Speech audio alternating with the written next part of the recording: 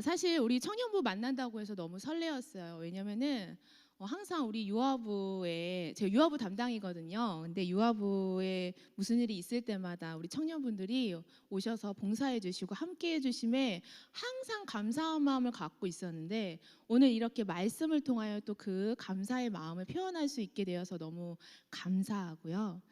그러한 의미로 우리 또 그거에 덧붙여서 우리 사랑하는 우리 민혁 선생님, 다은 선생님, 또 우리 진서 선생님이 속한 공동체잖아요. 근데 그 공동체에 또 와서 이렇게 말씀을 전한다니까 너무나 기쁘고 감사했습니다. 제가 우리 청년 선생님들을 너무나 사랑하거든요. 알고 있나요? 어, 저희 사랑을 또 받고 싶은 혹시 다른 청년들이 계시다면 2024년 유아부 교사에 지원해 주시기를 간절히 부탁드립니다. 예, 너무나 사랑스러운 우리 친구들이고요. 우리 서문덕 전도사님 소개를 받고 황급히 나갔는데 서문덕 전도사님이 저에 대해서 그렇게 이야기하는 걸 전 처음 들었어요. 오랜 시간 함께하면서. 그래서 진짜인지 아닌지는 모르겠지만 굉장히 또 칭찬의 말을 해서 고맙고, 혹시 민희진 목사님하고 저하고 누가 동생 같으세요? 정말요? 역시 사회생활을 잘하십니다. 예, 민 목사님보다 제가 언니예요. 알고 계셨나요? 제가 언니인 거 모르셨죠? 예, 제가 언니인데 민 목사님하고 저는 한 17년 전에 이제 학교에서 만났는데 저는 기억하는데 민 목사님은 기억을 못 하더라고요. 그래서 굉장히 민 목사님이 어떠한 분인지는 알겠죠. 그래서 모두 다 아는. 그리고 이제 과는 달랐어요. 민 목사님은 기독교 교육학과고 저는 신학과였기 때문에 신학과는 또 여자가 워낙에 작아요. 워낙에 작아서 항상 조용히 있고 이제 남자들이 드러나는 과고, 기독교 교육학과에서 또 우리 민 목사님은 워십도 하시고 막 열심히 하셔갖고 굉장히 잘 알고 있었습니다. 근데 제가 어느 날 민 목사님한테 그런 말을 했어요. 목사님, 옛날보다 지금이 훨씬 좋아요. 보기가. 목사님의 보기가 그때는 진짜 말랐고 막 빼빼 마른 민 목사님 상상이 되나요? 빼빼 마른 목사님. 근데 목사님 지금이 훨씬 좋아요. 나는 너무 좋다. 이런 이야기를 했었는데 그때는 이제 서로 모르는 사이였다가 이제 서부교회에서 서로 아는 사이가 되었어요. 그리고 제가 너무 사랑하는 사람이 되었는데 참 이게 그때도 알았더라면 좋았겠다라는 생각이 들면서도 지금 이렇게 만나는 게 오히려 더 좋았다. 모든 만남에는 때가 있거든요. 그때 만났더라면 지금까지 이렇게 좋은 감정을 이어서 오지는 못했을 수도 있을 것 같아요. 여러 가지 상황들이 막 우리 힘든 것들인데, 근데 딱 우리가 어떻게 보면 성숙된 모습에서 좀 더 우리가 좀 아름다운 모습이 되었을 때 딱 만나니까 더 사이가 좋고 서로 사랑하는, 민 목사님의 마음은 어떤지 모르겠지만 저는 사랑하는 마음, 이제 아끼는 이제 동생과 같은 마음이 확 들어옵니다. 우리 청년분들도 만남의 때를 기다리고 계시는 분들 많이 계시죠? 여러 가지의 의미로 중요한 만남들이 기다리고 계실 텐데 하나도 조급할 필요가 없습니다.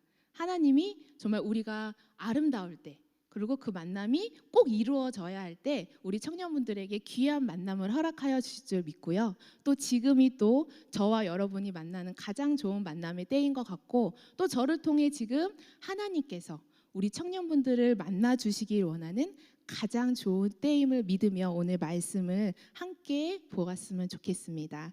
우리 역사를 잊은 민족에게는 미래가 없다라는 말 들어본 적 있으신가요? 한 번쯤은 들어보셨죠? 근데 그거에 어디서 나왔는지 그 출처는 아직 알 수 없다고 그래요.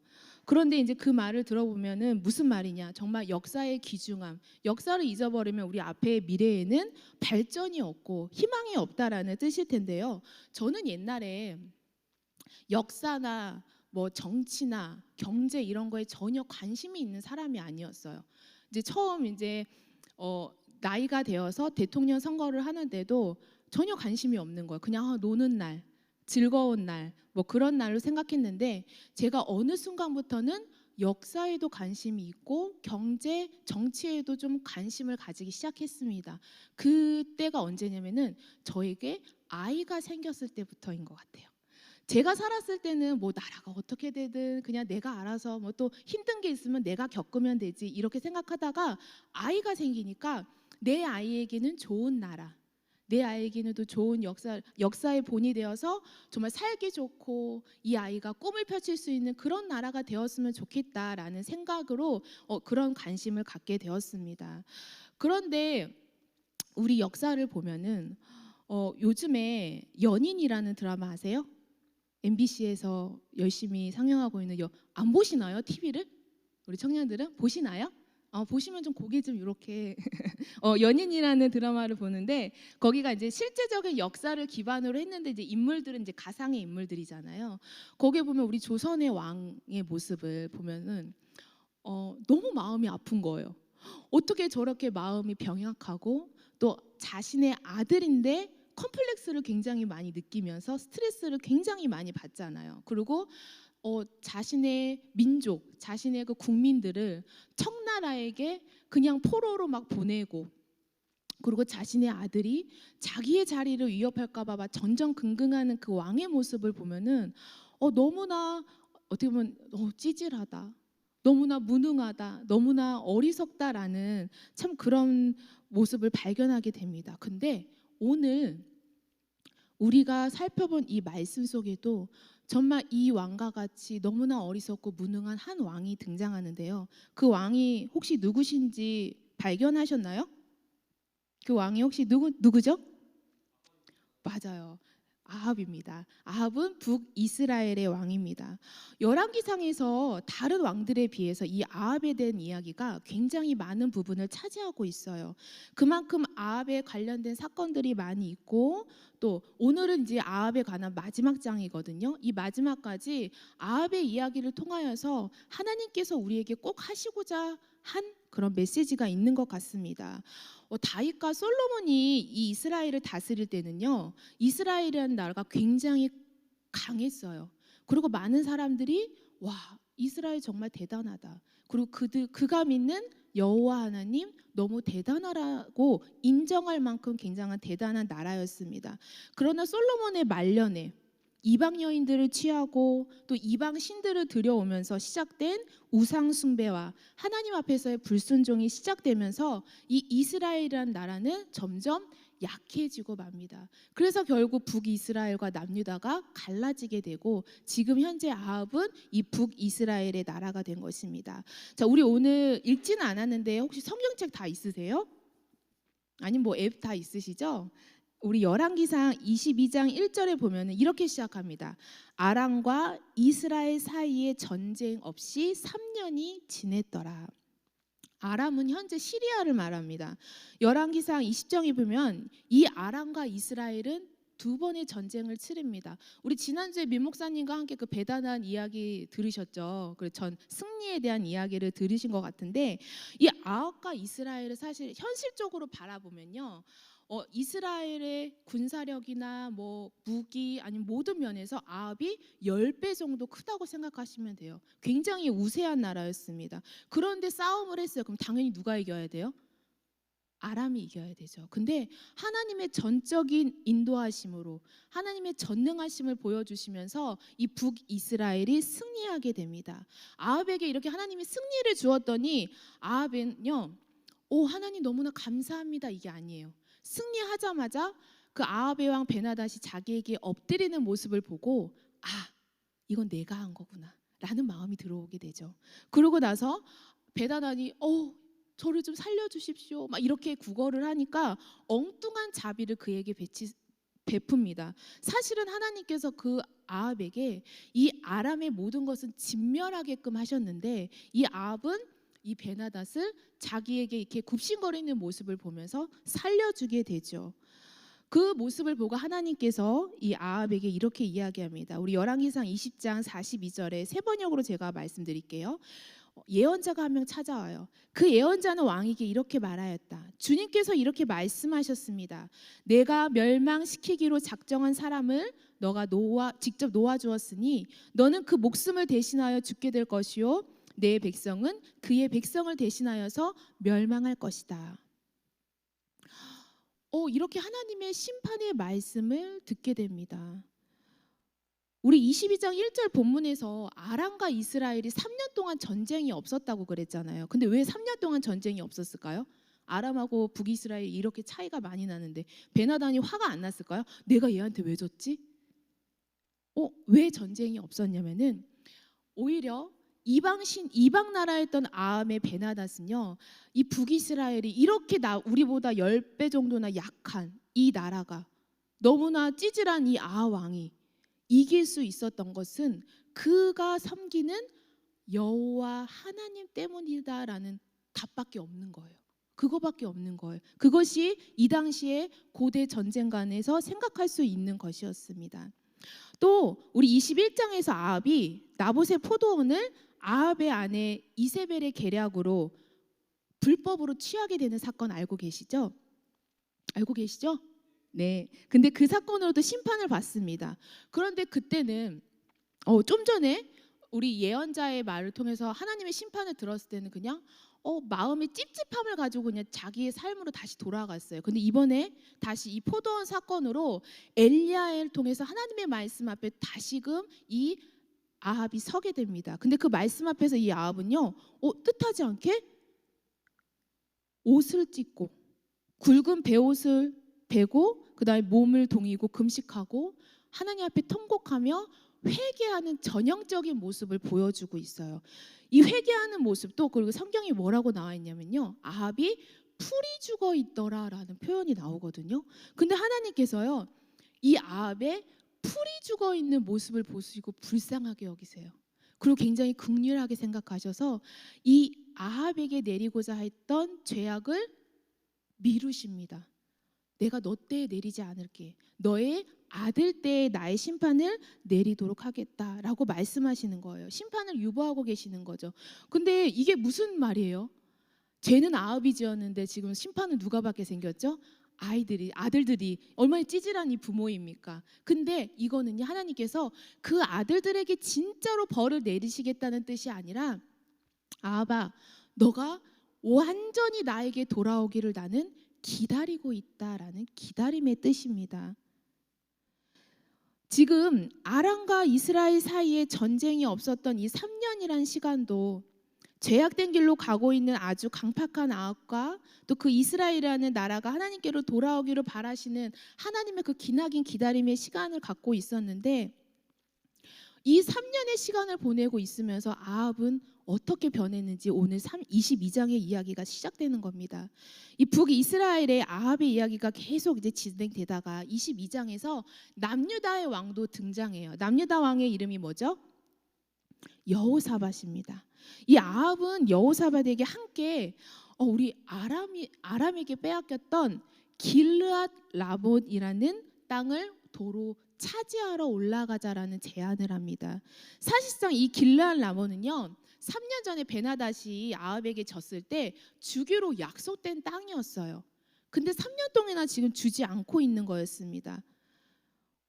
그래갖고 이제 이 아합은 왜 이걸 주기로 했는데 안 주지? 안 되겠다. 내가 치러 가야겠다. 그냥 주십시오 말하는 것도 아니고 전쟁을 하러 가겠다고 이야기하는 거예요. 근데 지금 전쟁할 그 비교가 돼요, 안 돼요? 안 되죠. 근데 이제 갑자기 전쟁을 하러 가겠다는 거예요.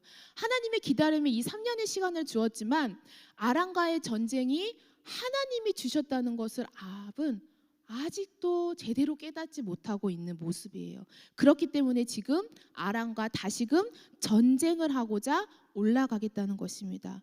여호사밧은 조금 북이스라엘에 비해서 힘이 약했기 때문에 그냥 명령한 것과 똑같아요. 이 아합의 말에 따를 수밖에 없어요.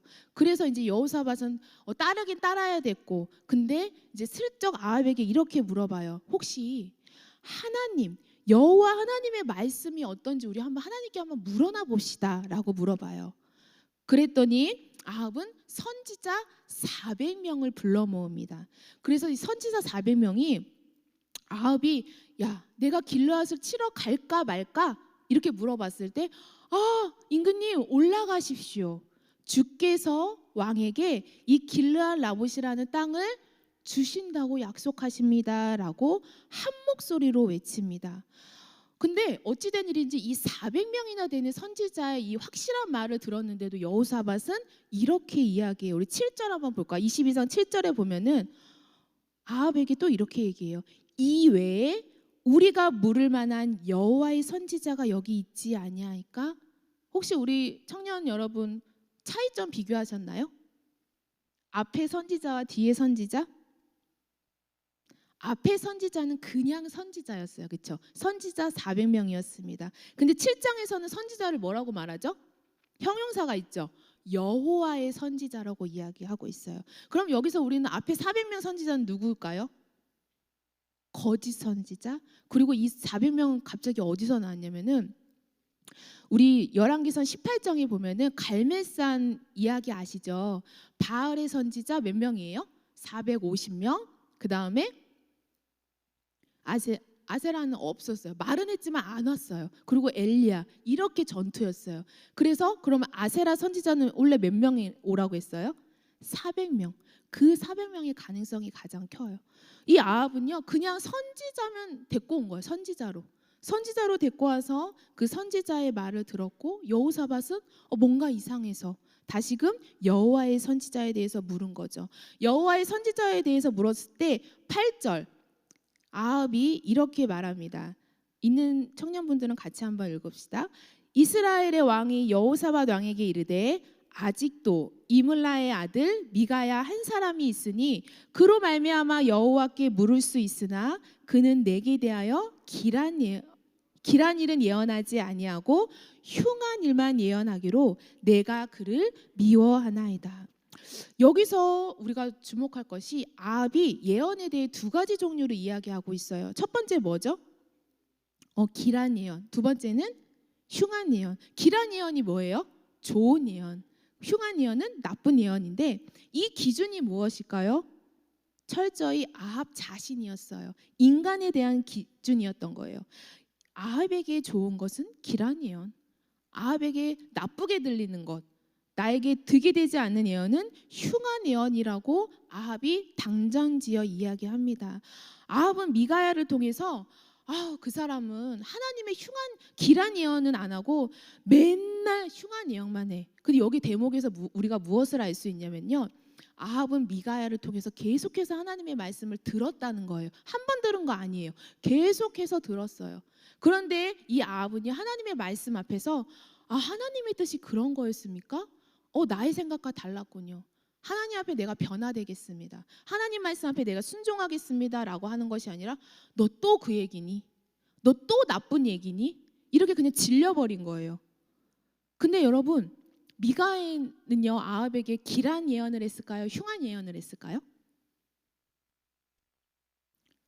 미가야는요, 길한 예언도 흉한 예언도 하지 않았어요. 그럼 무슨 말을 했나? 14절을 한번 같이 읽을게요. 미가야가 이르되 여호와께서 살아계심을 두고 맹세하노니 여호와께서 내게 말씀하시는 것 곧 그것을 내가 말하리라.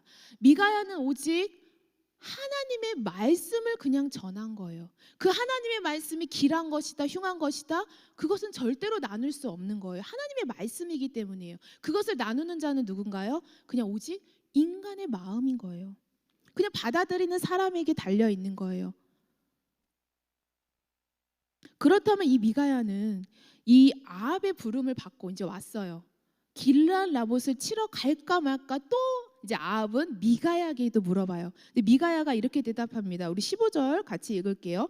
이에 왕에게 이르니 왕이 그에게 이르되 미가야야, 우리가 길르앗 라못으로 싸우러 가랴 또는 말랴. 그가 왕께 이르되 올라가소서, 승리를 얻으소서, 여호와께서 그 성읍을 왕의 손에 넘기시리이다. 이게 어찌된 일이죠? 미가야가 지금 400명 그 이방 선지자들, 거짓 선지자들과 어떤 말을 해요? 똑같은 말을 지금 하고 있어요.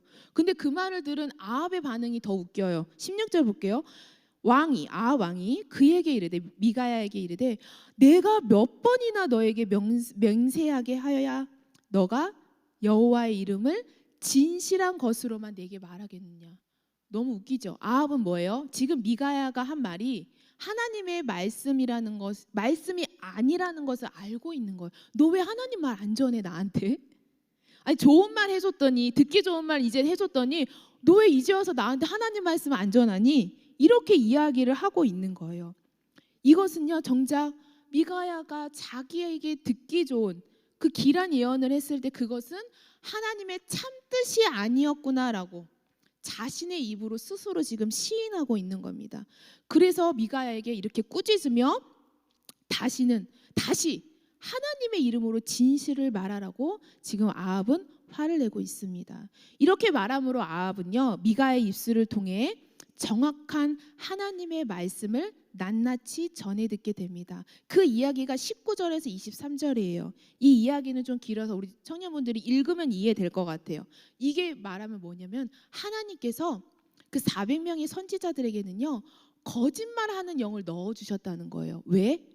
그들의 말을 듣고 아합이 길르앗 라못을 치러 올라가서 거기서 죽으라고. 하나님이 지금 아합에게 뭐라고 하셨다고요? 죽으라고. 너 그냥 거짓 선지자 말 듣고 죽어라. 이렇게 이야기하신 거예요. 또 이 이야기를 미가야가 지금 아합에게 말했습니다.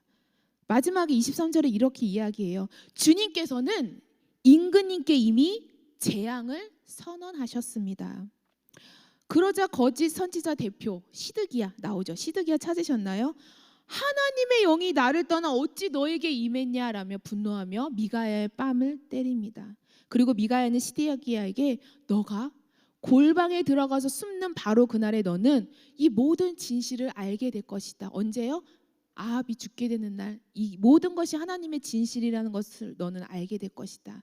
이러한 미가야의 마지막 말에 아합은 화가 나서 마지막 말을 전합니다. 외칩니다. 미가야를 잡아라.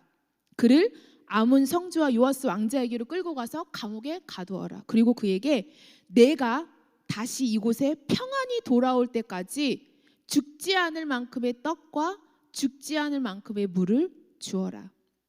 이렇게 단호하게 아합에게 외친 후 아합이 어디로 갔을까요? 아합이 어디로 갔나요, 여러분? 죽으러 갔어요. 길르앗 라못을 치러 갔어요. 하나님의 말씀을 그렇게 듣고도 아합은 미가야에게 당당하게 뭐라고 외쳤어요? 나 평안히 돌아올 거야. 하나님의 말씀을 철저히 무시하고 있습니다. 여러분, 미가야의 입에서 나온 말은 지금 미가야의 말이 아니라 하나님의 말씀이었습니다. 아합은 그가 흉한 예언을 한다고 하지만 하나님의 진실된 말씀이었고 변하지 않는 하나님의 말씀이었습니다. 아합이 미가야에게 화를 냈다는 것은요, 하나님에게 화를 낸 것이며 하나님에게 도전을 낸 것이에요. 미가야는 단지 하나님의 말을 전달한 전달자였죠. 근데 아합은요, 이 미가야의 입을 통해 하나님의 진실을 듣고도 절대로 깨닫지 못했습니다. 그리고 그곳에서 아합은요, 뒤에서 굉장히 죽음이 쓸쓸해요. 이름도 모르는 어느 한 사람이 그냥 무심코 당긴 활 한 발에 아합은 그냥 죽고 그의 이야기는 끝이 나고 맙니다. 여러분, 아합은 누구보다도 신실한 여호와 하나님의 선지자들이 계속 주변에 있었어요.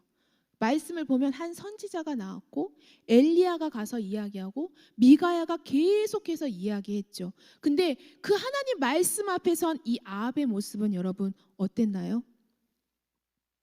아합은요, 왕이 되자마자 이방 여인과 결혼하면 이방 신들을 불러들이기 시작했습니다.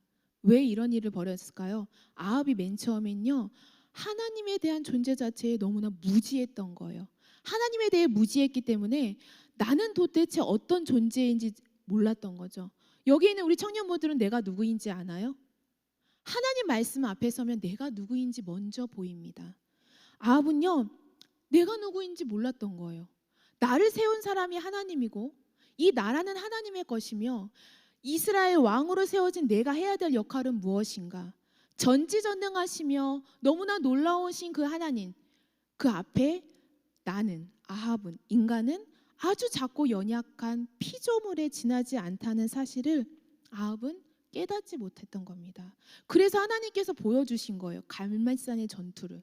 또 아람과의 전쟁에서 이기게끔 눈에 보이게 쉽게 시청각으로 막 알려주신 거예요. 나 이런 사람이야. 나 너에게 계속 이렇게 은혜 주고 있고 나 이렇게 전지전능하고 기적을 베풀 수 있고 모든 우주 만물을 주관할 수 있으며 다른 나라도 이기게 하는 것도 나, 죽게 하는 것도 나, 이끄는 모든 것이 나란다라고 아합에게 계속적으로 말씀으로 말하고 있지만 아합이 계속적으로 보여주는 태도는 하나님의 말씀 앞에 철저히 무시합니다. 아합은 오늘 이 열왕기상 22장의 말씀에서도 정말 끝까지 하나님의 말씀을 전하는 미가야를 통하여 하나님 말씀 앞에 섰도록 인도해 주었습니다.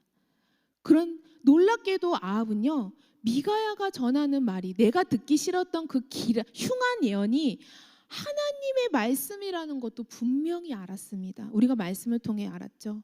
그러나 아합이 하나님 말씀 앞에 보인 반응은 무엇인가요? 하나님 말씀 앞에 두려워하는 모습은 전혀 찾아볼 수 없었습니다. 온 우주 만물과 자연 세계를 움직이신 그 창조주 앞에 순종하지 않으며 어떻게 이렇게 두렵지 않을 수 있었을까요? 이스라엘이라는 민족과 나라가 하나님의 나라, 하나님의 백성을 알면서도 어떻게 자신의 위치를 망각할 수 있었을까요? 오히려 주변 나라들은요, 이 이스라엘의 신이 위대한 신, 여호와 하나님임을 알고 그의 위대함과 전능하심을 인정하고 알고 있었습니다. 그렇기 때문에 좀 전에 1장에서 3년 동안 아람과 이스라엘이 전쟁이 없었잖아요.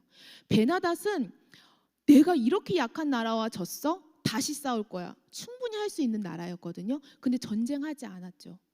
그 여호와 하나님 때문에. 오히려 주변국들은 너무나 잘 알고 있었지만 아합은 철저히 하나님의 왕 되심과 주인 되심을 부정하며 살아갔습니다.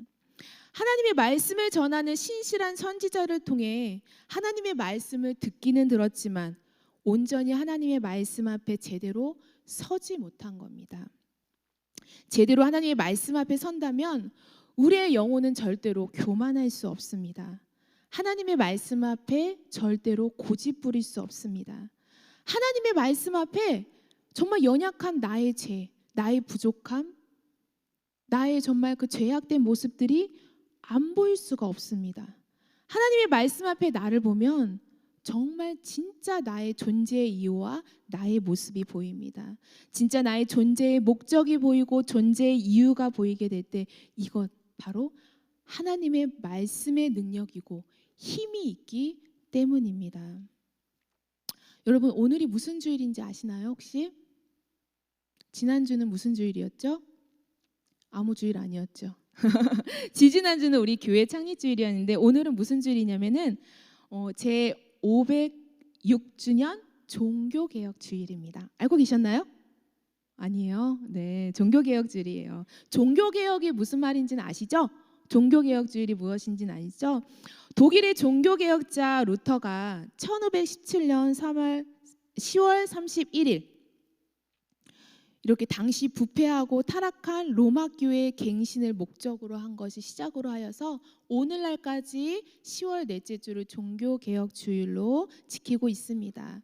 이 날을 기념하면서 교회들은요 3가지를 외쳐요. 첫 번째가 오직 은혜, 두 번째가 오직 믿음, 세 번째가 오직 말씀이었습니다. 이 당시에 이제 카톨릭이었죠. 이제 그때 종교 개혁을 하면서 정교회가 나오고 지금 이 개신교가 나온 건데 그때 카톨릭 때 왜 이렇게 부패했냐면요. 하나님의 말씀을 너무나 몰랐기 때문에 부패했습니다. 그 카톨릭의 사제들이 이제 라틴어로 된 성경을 번역하고 이제 성도들에게 하나님의 말씀을 올바로 가르쳤어야 되는데 사제들이 라틴어를 못하는 거예요.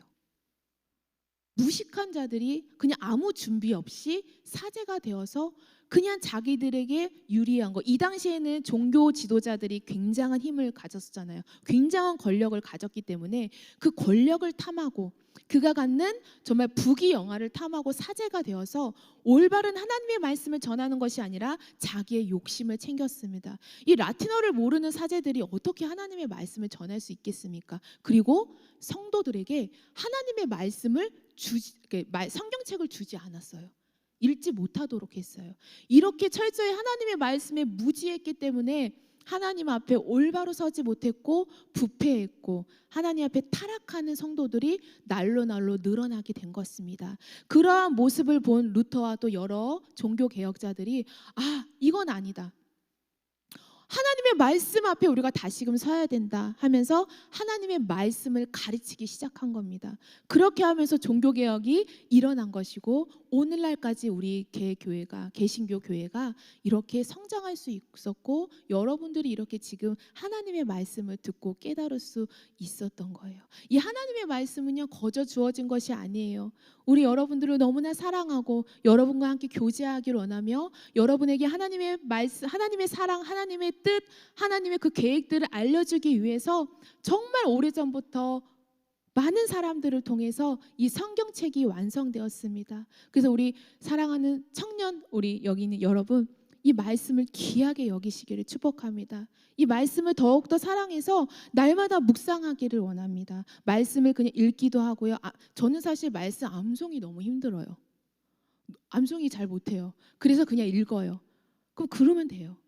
말씀을 읽게요. 소리 내어서 읽고 눈으로 읽고 마음으로 읽고 머리로 읽고 마음으로 새기며 하나님의 말씀을 계속 우리 마음 가운데 있는 겁니다. 데살로니가 후서 1장 8절에서 이렇게 말씀하고 있습니다. 하나님을 알지 못하는 자들과 우리 주 예수의 복음에 복종하지 않는 자들에게 형벌을 내리시리니. 예수님의 복음에 복종하지 않는 자들, 하나님의 말씀에 순종하지 않는 자들을 말하는 거죠. 근데 이것은 앞에 뭐라고 얘기하냐면요, 하나님을 알지 못하는 자들과 동등되게 말하고 있어요. 여러분 하나님 알고 계시나요? 하나님 알고 계시나요?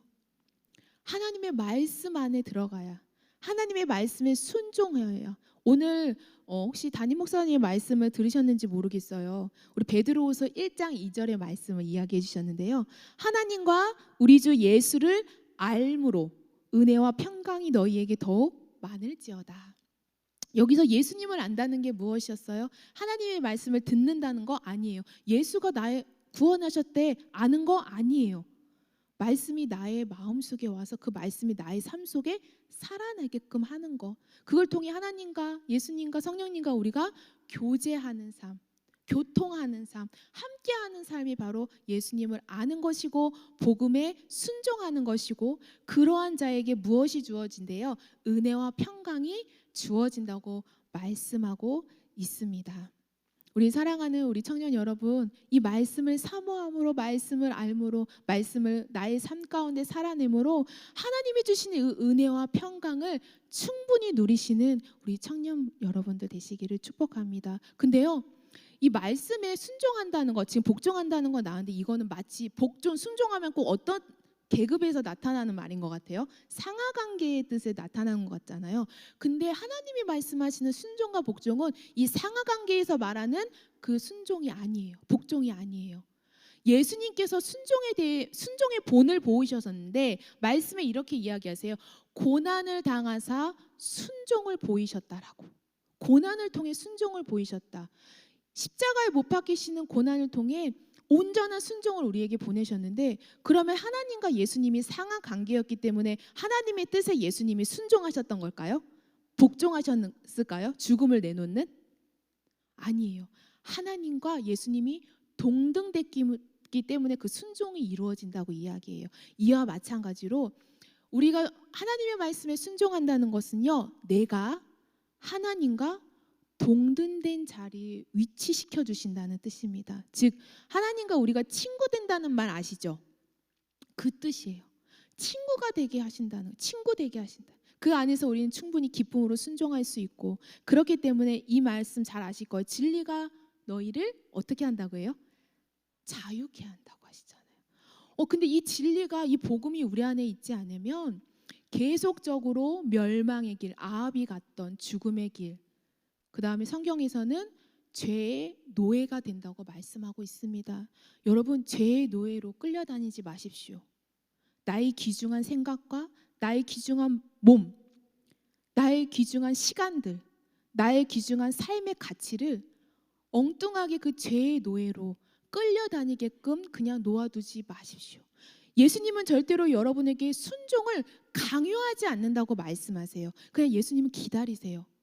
하나님의 말씀 앞에 말씀을 계속 전해주면서 여러분들이 순종할 때까지 그냥 기다리고 계시는 거예요. 근데 여러분이 내가 순종하겠습니다라고 결단하는 순간, 내가 입술로 선포하고 내가 삶으로 살아낼 때 하나님, 예수님은요 우리에게 역사하셔서 참된 자유 가운데 우리를 거하게 누리게 하신다는 것을 우리 청년 여러분들 꼭 기억하시기를 바랍니다. 되게 원래 말씀이 언제 끝나요? 보통 말씀이 제가 볼 때 한 민 목사님이 한 40분 막 50분 하시더라고요. 그렇죠? 지금 되게 굉장히 빨리 끝났는데 끝난 건 아니에요. 되게 빨리 했죠. 이제 너무 늦을까 봐. 목사님이 말이 되게 빠르잖아요. 민 목사님 말이. 그래서 좀 저번에 컴플레인을 받았어요. 다른 분 말이 너무 느리다. 너무 지루하다.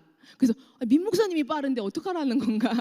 그래서 그냥 내 페이스대로 하면 되는구나 이제 이렇게 했는데 하나님의 말씀에 순종하고 말씀에 귀 기울인다는 거는 사실 굉장히 많이 어려운 것 같아요.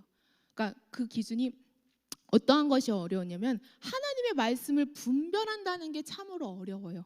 섣불리 하나님의 말씀을 얕게 조금 알아서는 하나님의 말씀이 이것이 맞는 것인가 아닌 것인가 항상 이게 헷갈릴 때가 너무나 많이 있는 것 같아요. 근데 이게 계속 반복적으로 우리 삶에서 시행착오를 겪으면, 그리고 또 이렇게 말씀을 읽으면, 또 설교자를 통해 설교를 듣고, 그리고 성경 공부를 통해서, 그리고 믿음의 선배들과 믿음의 공동체 안에 이 교제를 나누다 보면은 하나님의 뜻이 이것은 옳구나, 이것은 옳지 않구나라는 것을 우리 청년 여러분들이 올바르게 분별할 수 있습니다.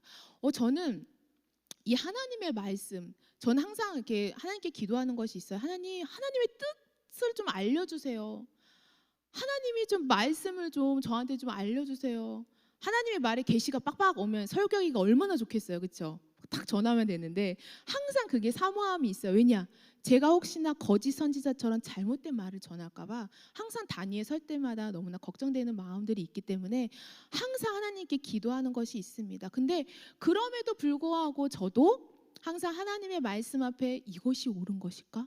이것이 옳은 것일까? 항상 고민하고 흔들릴 때가 너무나 많이 있습니다. 근데 여러분들도 혹시나 교회는 사람들이 다니는 곳이기 때문에 사람들로 인해서 상처받을 때가 있을 거예요. 그리고 어떤 사람들이 그러죠. 믿음의 또 선배들이랍치고 야 내가 조언하는데 믿는 자로서 뭐 이렇게 해야 돼. 혹시 상처 받으신 분들 마음속으로만 손 들어보시면은 저는 예전에 목사님한테 상처 받았어요. 저는 옛날에 순장님한테 상처 받았습니다. 전 옛날에 그냥 친하게 지냈던 제 친구에게, 믿었던 믿음의 친구들에게 상처받았습니다. 이런 말들 할 때 상처받는 이유는 사실 그런 것 같아요. 하나님의 말씀이 헷갈려서 딱 들었을 때 저건 하나님의 말씀에 맞는 것 같아. 맞아. 그리고 어떨 때는 내가 참고할 만하긴 하지만 이건 또 하나님의 말씀은 아닌 것 같아. 이런 것들이 있을 때가 있습니다. 저는 사실 작년 한 해 동안 굉장히 하나님과 영적인 사춘기를 보냈어요. 여러분 영적인 사춘기 겪어보셨나요? 육적인 사춘기는 아마 좀 다 겪어보셨을 텐데 저는 이제 그게 어떤 건지 몰랐는데 시간을 지내면서 내가 영적인 사춘기를 지내고 있구나라는 것을 좀 깨닫게 되었어요.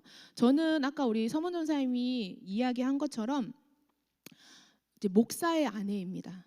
목사의 아내를 흔히 뭐라고 부르죠?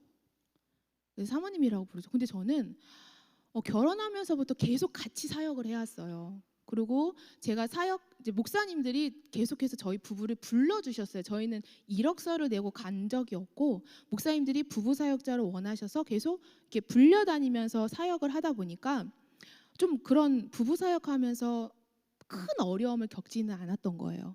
그런데도 제가 결혼을 하면서부터 계속 들어왔던 것이 있어요. 사모는 이래야 돼. 사모는 이거지. 근데 그게 말씀에 적혀 있나요? 하나님. 근데 믿음의 선배라는 분들이 앞길을 먼저 걸어갔다는, 그리고 되게 목사라는 그 권위 아래 저에게 끊임없이 막 강요하고 말하는 것들이 너무나 많이 있는 거예요. 사모는 이래야지, 나서면 안 되지, 드세면 안 되지, 튀면 안 되지, 막 여러 가지들이 있었어요. 그래서 저는 그 안에서 저를 그렇게 만들어 갔었어요, 사실. 내가 남편보다 튀면 안 돼. 내가 남편보다 그러면 안 되지. 나는 집안에서 집안일을 잘해야 돼. 제가 집안일을 굉장히 잘하는 편이거든요. 근데 왜 잘하냐면은 이것을 하지 않으면 하나님이 마치 저의 사역을 뺏어갈 것 같은 느낌이 들었어요. 왜냐면 선배들이 그렇게 이야기하는 거예요. 너 남편을 이렇게 내조해야지. 그 압박에 저를 굉장히 계속 올가매고 있었습니다. 그래서 쉼없이 집안일을 하며 남편의 막 다리미질 맨날 막 하고 밥 차리고 이러한 것들을 해낸 거예요. 근데 이제 어느 순간에 작년에 같은 경우에 제가 사역을 할 수 없는 상황이 되었어요. 좀 자의반 타의반이 되었습니다. 그러면서 갑자기 저를 너 목사 아니야라고 이야기를 하는 거예요, 사람들이. 믿음의 선배들도 저희가 이제 경주에 있다가 서울로 올라왔는데 서울에 올라올 때 야, 서울은 부부가 사역 못해. 여자가 목사라고? 안 돼. 포기해. 계속 전화를 받았어요. 저희가 이제 부부 사역을 위해서 계속 기도하고 준비하고 찾아보니까 어른들이 선배분들이 계속 그런 이야기만 하는 거예요. 제 마음속에 너무나 슬펐어요. 내가 욕심을 부려서 목사가 됐나? 난 하면 안 되는 건데 마치 이제 작년에 어디까지 갔냐면은 내가 사역을 하고 싶은 마음 자체가 죄악이다라는 것까지 간 거예요. 너무나 괴로운 시간을 보냈습니다. 그런데 사람들이 이거 하나님의 말씀이야. 너 사역 다 내려놔. 이렇게 굉장히 강압적으로 이야기를 하더라고요. 그러면서 제 마음속에 너 더 이상 너가 사역하고 싶다고 하나님 앞에 기도하지 말래. 이거 하나님의 말이야. 이렇게까지 저한테 말을 하는 거예요. 전 너무 두려웠어요. 너무나 무서웠고 너무나 답답했습니다. 답답한 마음을 가지면 사실 어떻게 해야 되죠? 하나님께? 근데 하나님이 이렇게 말씀해. 너 그거 더 이상 기도하지 말래. 그러니까 전 막 얼어버린 거예요. 뭐지? 근데 아무리 생각해도 그런 하나님은 아니신 거예요. 나에게 강압적으로 요구하시는 하나님. 그리고 마치 제가 느낀 하나님은 모든 분들의 하나님은 여자의 하나님은 아니시구나. 남자의 하나님이시구나. 강하게 그런 마음들이 들면서 너무나 힘든 시기를 보냈습니다. 그러면서 저도 계속 그래도 전 기도했어요. 그분이 하나님이 기도하지 말래라고 했지만 저는 그건 아닌 것 같아. 하나님께 왜 기도를 못해? 내 마음이 답답한데 계속 기도했어요. 하나님, 저게 정말 정답일까요? 하나님이 어떠한 것이 하나님의 말씀일까요? 제가 이 말씀에 그냥 순종하는 것이 맞을까요? 순종하지 않아. 너 왜 불순종하면 자꾸 정죄하니까 너무 힘든 거예요. 그럼 순종할 수 있는 마음이라도 주세요. 근데 마음이 안 생겨요, 도저히. 너무 힘든 시간을 계속 기도하면서 근데 하나님께서 이런 마음을 주셔서 기도하면서 절대로 강요하시는 하나님이 아닙니다. 또 순종을 절대로 강요하시는 분이 아니에요. 그리고 하나님은 자유로우신 분이잖아요. 내가 너무 슬픈데 억지로 그 자리에서 울면서 그 자리를 감당하는 걸 원하지 않으십니다. 그래서 계속 하나님께 기도하고 하나님이 주시는 지혜로 조금씩 제가 할 수 있는 일들을 풀어냈어요. 사람들은 자꾸 너 그거 왜 하니? 왜 또 불순종하니? 나 너무 죄인가? 그러면서도 저는 그냥 그 길을 좀 한번 가봤어요. 왜냐면 사춘기는 좀 그렇잖아요. 그냥 가잖아요. 그래서 계속 한번 가봤어요. 가봤더니 하나님께서 다시금 저에게 사역할 수 있는 길을 열어주시더라고요. 그러면서 지금 이제 올 1년을 사역을 하고 있는데 1년을 하면서도 사실 제가 이렇게 좀 웅크려진 마음은 아직 펴지지는 못하더라고요. 계속 너무 많은 제가 결혼한 지 13년이 됐는데 그 마음 동안 많은 분들의 막 억압 이건 하나님의 말씀에 잘못된 하나님의 말씀에 제가 막 억눌려 있다 보니까 그것을 하나씩 덜어내는 것들이 굉장히 오래 걸리더라고요. 근데 하나님께서 조금씩 덜어내는 모습을 보여주고 계시더라고요. 여러분, 하나님의 말씀을 여러분이 직접 들으셔야 돼요. 누구의 말에 내가 흔들리고 물론 조언을 받고 하나님의 말씀을 깨닫게 하는 설교자들의 설교가 있지만 중요한 것들은 꼭 여러분들이 하나님 앞에 직접 응답받으시고 분별하시고 하나님의 뜻을 알아가는 우리 청년부가 되기를 소망합니다. 하나님의 말씀 안에서 정말 이 참된 은혜와 참된 평강을 누리는 우리 청년부가 되기를 축복해요. 정말 이 하나님의 말씀 앞에서 참된 진리를 누리는 우리 청년부가 되기를 원합니다. 제가 지금 우리 청년들에게 여러 가지를 저는 약간 라임 있는 말을 좋아하거든요. 그래서 이제 라임 있는 말로 끝낼 거예요. 아까 이제 우리 청소년부도 그렇게 끝났는데 제가 여러분에게 이렇게 권하면은 여러분이 아멘으로 화답하시면 됩니다. 우리 사랑하는 청년 여러분, 하나님의 말씀 앞에서 경청하십시오. 하나님의 말씀 앞에서 겸손하십시오. 하나님의 말씀 앞에서 회개하십시오. 하나님의 말씀 앞에서 올바로 분별하십시오. 하나님의 말씀 앞에서 기쁨으로 순종하십시오. 하나님의 말씀 앞에서 삶으로 행동하십시오. 오직 하나님의 말씀 앞에서 여러분들이 하나님의 기쁨이 되고 자랑이 되는 여기 있는 모든 주의 자녀들이 되기를 간절히 축복합니다. 이 시간 하나님의 말씀 앞에 나를 내려놓으며 우리가 기도함으로 나아가길 원합니다.